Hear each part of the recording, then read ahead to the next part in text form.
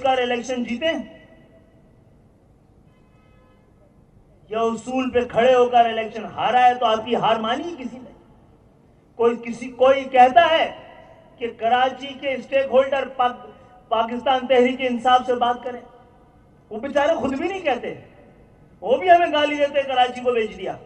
वो भी हमें कहते कराची के लिए आपने कुछ 14 MNA वो हैं, वो आज खड़े होके कहते हैं MQM ने कुछ नहीं किया, वजीर आजम उनका था।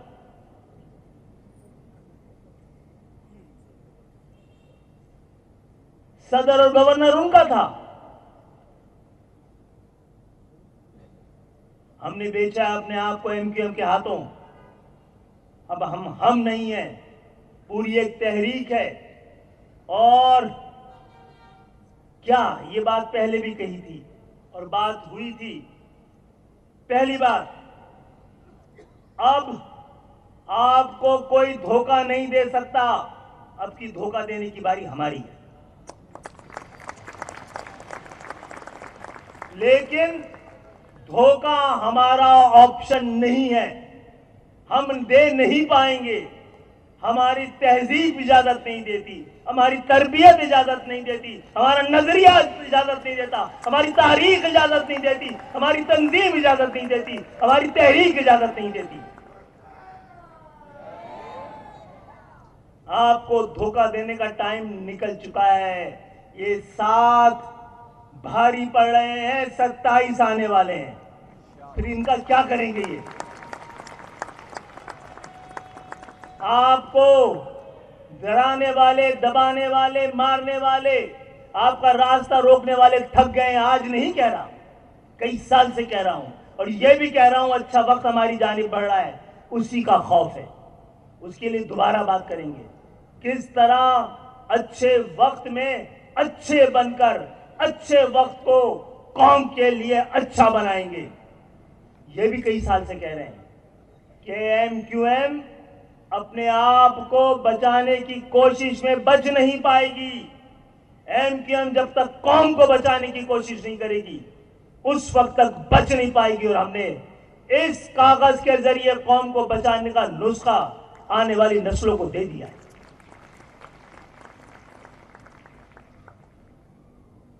पहली बात, हमारा न कोई इत्तेहाद पाकिस्तान पीपुल्स पार्टी से हुआ है और ना कोई मुआहदा। क्लियर है ये बात? तो जब बता रहा हूं और तय हुआ है, बिलावल क्या कह रहे हैं, वर्किंग रिलेशन कायम हुआ है। हम एक नारों की, अपने मुतालबों की फहरिस्त, और मुतालबे क्या थे? ये लापता अफराद के पते ढूंढने की एक ख्वाहिश थी। ये जेलों में भरे हुए अपने नौजवानों को घर तक लाने की एक ख्वाहिश थी। ये हमारे दुखों की दास्तान, हमारे जख्मों की कहानी, ये लिखी हुई थी इन कागजात पे। जो 70 साल से लुटे हैं, उसका पूरा एक एक हिसाब था इस कागज के अंदर। वो हम कई साल से इन्हीं मुतालबों को लेकर सड़कों पे घूम रहे हैं या नहीं घूम रहे? जलसे और जुलूस और रैलियां निकाल रहे हैं या नहीं निकाल रहे? किस लिए निकाल रहे हैं? कोई सुने, उसको सुनवाने और मनवाने के लिए निकले थे। हमने क्या किया? वो जो कुछ कर सकते थे, जो कुछ उनके पास था, उन्होंने किया। वो अपने डंडे के नीचे हमें लाए, हम उनको अपने कलम के नीचे ले आए।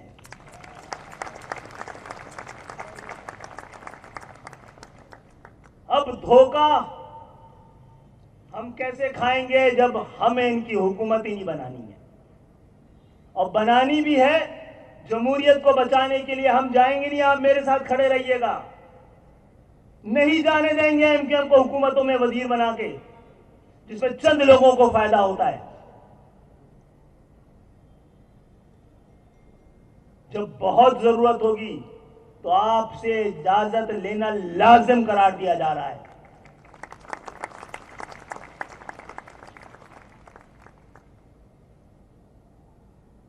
आज कहने की इजाजत दीजिए, 2011 तक लफ्ज मतरूका सिंध एमक्यूएम के किसी स्टेज से उसका कभी जिक्र सुना है आपने? ये न्यूयॉर्क में पहली प्रेस कॉन्फ्रेंस हमने की थी जिसमें मतरूका सिंध को ही बुनियाद बनाया था अपने नए सूबे की दलील के तौर पर। आज आ गया ना कागज पर। ये पाकिस्तान की कौमी कयादत ने अपना अंगूठा शब्द कर दिया है कि हमें लूटा गया है। हमसे किसी ने अंसारे मदीना वाला सलूक नहीं किया है। हम तारीख राव में मारा हुआ वो काफिला है, आज सबने कबूल किया है।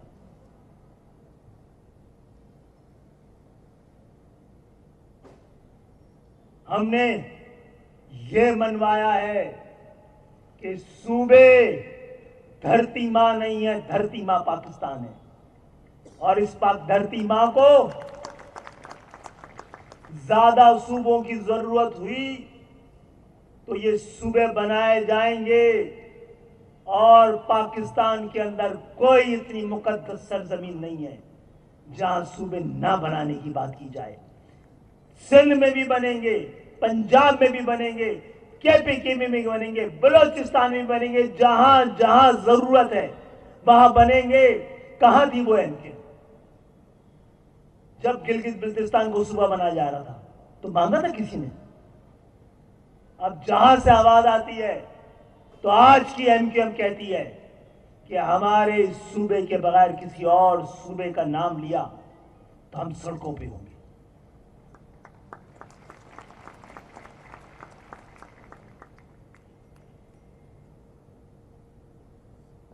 तो हम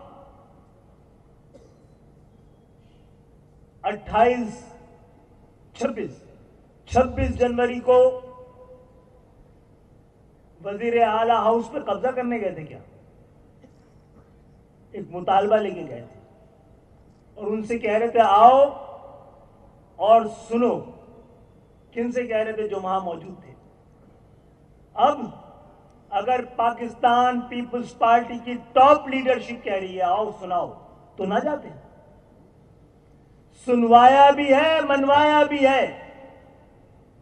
अगर उस पर अमल नहीं करेंगे तो आज ये डॉक्यूमेंट तैयार है, कल वो हुक्मरान नहीं रहेंगे।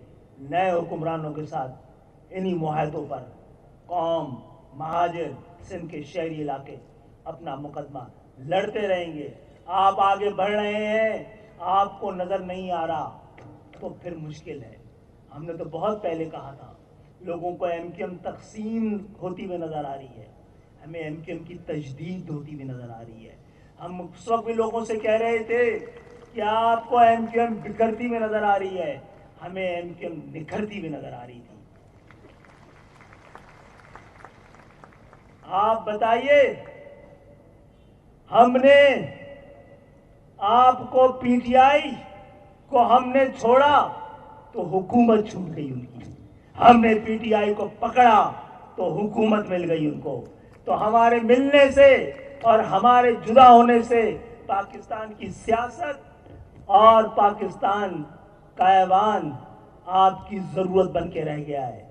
ये एमक्यूएम इंशाअल्लाह ताला कम शोर के साथ, कम नुकसान के साथ अपनी कौम को ज्यादा तेज सफर करती हुई आगे की जानिब ले जाती हुई ले जा रही है। सबको नजर आ रहा है। अगर मुझे और आपको नजर नहीं आ रहा तो फिर हम एमक्यूएम के बजाय अपने आप को देख रहे हैं।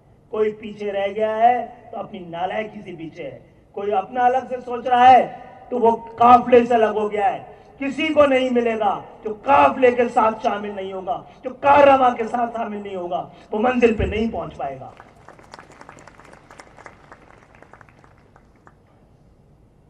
इसी तरह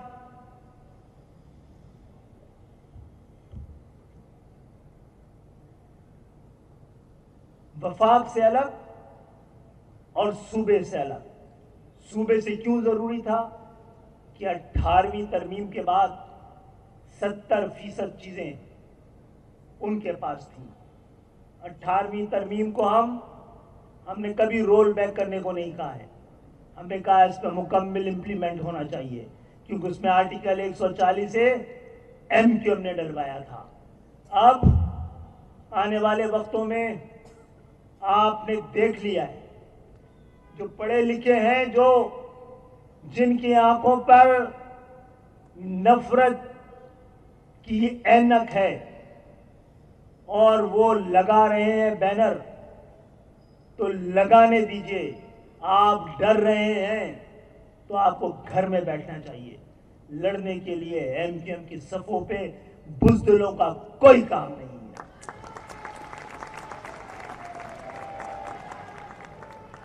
अगर गाली नहीं पड़ेगी, अगर आपको गाली ना पड़े तो परेशान हो, कुछ गलत कर रहे हैं।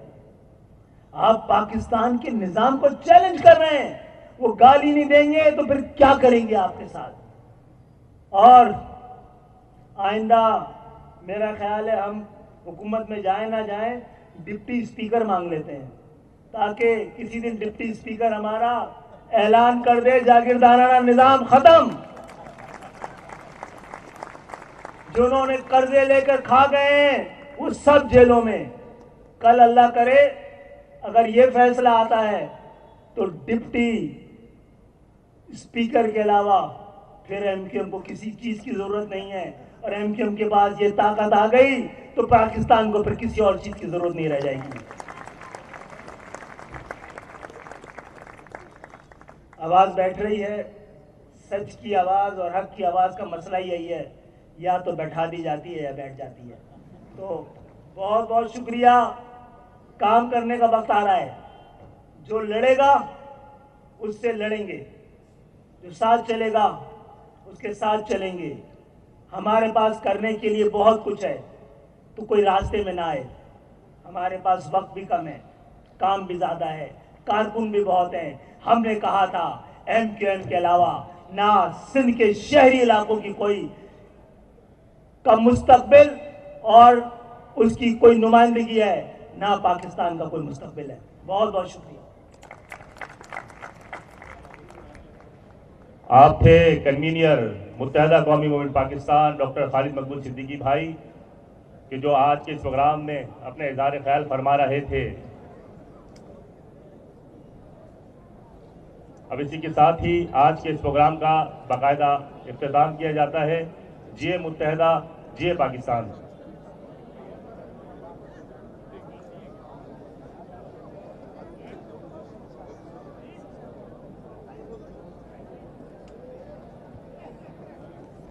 नारे महाजिर।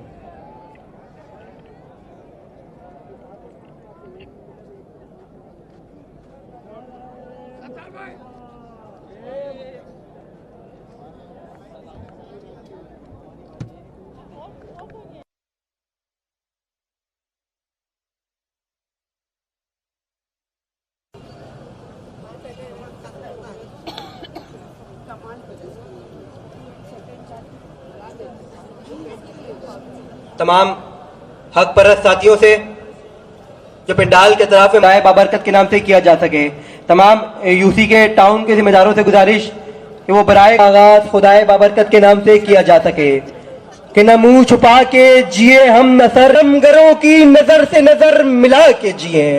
अब एक रात यही बहुत है कि मशले जला के जिए ना।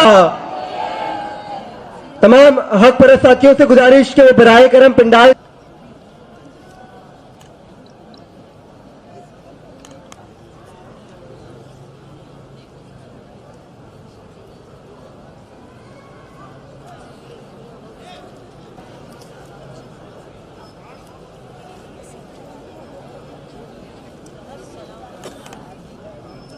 वो तेज कदमों के साथ अंदर की जानी तशरीफ ले आए। आपसे चंद सालों बाद कहना मेरा लहजा मेरे अहद की सच्चाई है, मेरी आवाज से आवाज मिलाते रहना। नारे मुत्तहदा।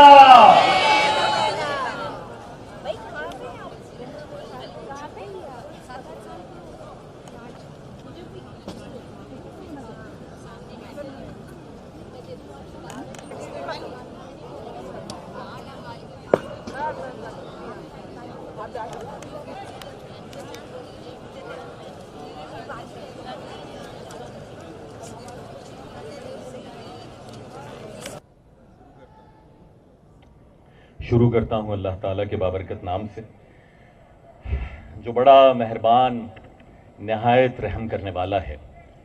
वाजिबुल एहतराम बुजुर्गों, माओ बहनों, हक परस्त साथियों, अस्सलामु अलैकुम। हम इस इंतहाई अहम, जिम्मेदारान और कारकुनान के पिछले चंद हफ्तों में पाकिस्तान में हुई है, उसमें इस मुल्क एमकेएम पाकिस्तान का भी अहम किरदार है। उस किरदार के मुंह उतनी बातें कि मजाक गुफ्तगू हो रही है,